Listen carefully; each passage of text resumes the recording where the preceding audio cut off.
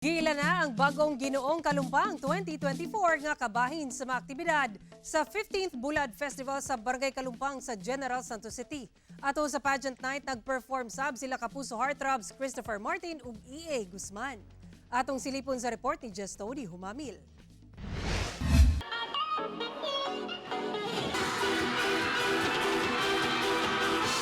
Gipabilib o gipainit sa 14 ka mga Ginoo ang intablado og mga supporter nila atul sa Ginoong Kalumpang 2024 dungan sa 15th Bulad Festival sa Barangay Kalumpang, General Santos City. Sa ilang festival attire, ilang gipakita ang nagunang panginabuhian sa Barangay Kalumpang, ang pagpanagat. Sa swimwear, naglanog-lanog gayud sa venue. Dayon nga gipili ang top 10 nga misalang sa formal wear.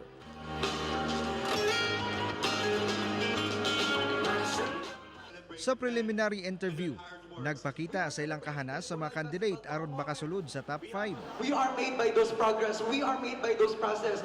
Sa ulahi, napiling Ginoong Kalumpang 2024 ang 23 anyos nga si Joshua Salce, usa ka licensed agriculturist. Thank you, Lord. Yun na talaga masasabi ko, thank you, Lord.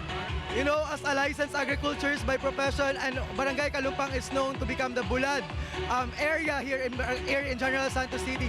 But my advocacy will focus more on farmers because I really wanted to show everybody the importance of agriculture in our community. Samtang atol sa pageant, mas nahugyaw ang audience diyang giharana ni Kapuso Heartthrob Christopher Martin.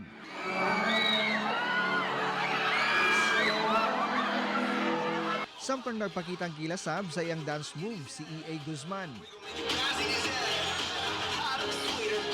Actually, fan na mag-unit ko ni EA even before pa. Ganyan, nakita na ko siya personal. Ang gwapo pala niya.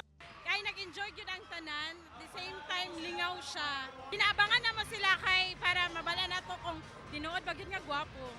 Nagpasalamat sab sila Christopher ug EA sa mainitong pagdawat kanila sa ilang fans. Grabe yung energy ng mga kapuso natin dito sa Kalumpang General Santos.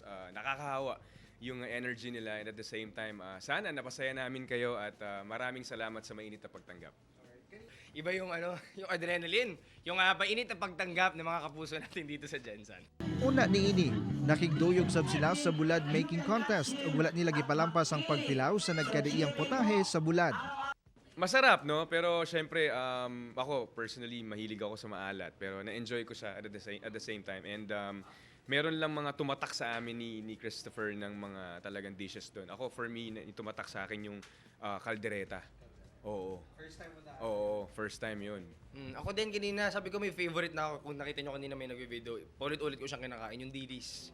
Oo, dilis. Di ko alam kung ano yung tawag doon. Pero yung pinaka-nagustuhan ko sa lahat. Gourmet dilis. Nagdala po ako ng isang jar doon sa hotel. Giimbitahan sab nila ang ilang fans nga suportaan ang ilang mga serye sa GMA. Ayun, sa lahat po ng mga kapuso natin dito sa Kalumpang General Santos, sana po suportahan at panoorin nyo ang Lilet Matias Attorney at Law. Everyday po yan, Mondays to Fridays sa GMA Afternoon Prime, and Bubble Gang every Sunday po, 6:15 p.m. Gusto ko lang po magpasalamat sa lahat ng sumusubaybay na makiling. Yes, ito po, gumaganti na po si Amira. Ito na may pinaghihintay natin. Sana po makasama namin kayo hanggang dulo. Mondays to Fridays po yan. Pagkatapos po ng Lilet Matias sa GMA Afternoon Prime. Kauban si Bong Vicencio sa kamera. Ako si Jess Tony Humamil para sa One Mindanao.